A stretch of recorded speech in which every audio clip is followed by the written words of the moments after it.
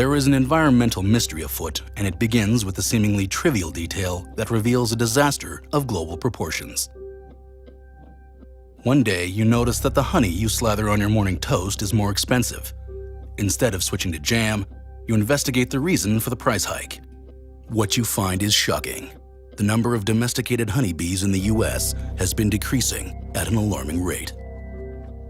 This decline appears too big to be explained by the usual causes of bee death alone: disease, parasites, or starvation.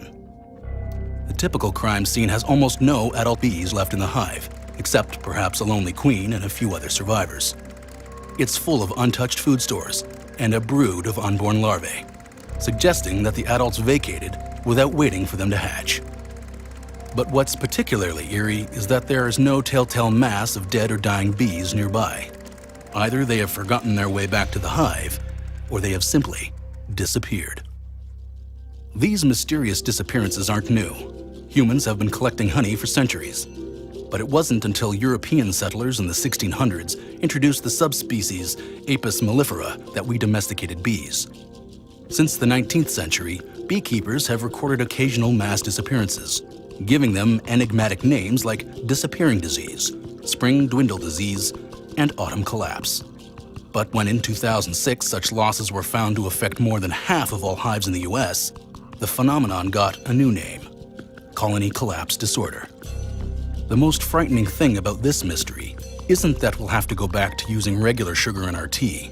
We farm bees for their honey, but they also pollinate our crops on an industrial scale, generating over a third of America's food production this way. So, how can we find the culprit behind this calamity? Here are 3 of the possible offenders. Exhibit A: pests and disease.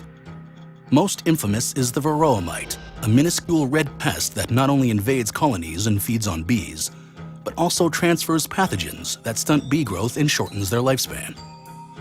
Exhibit B: genetics.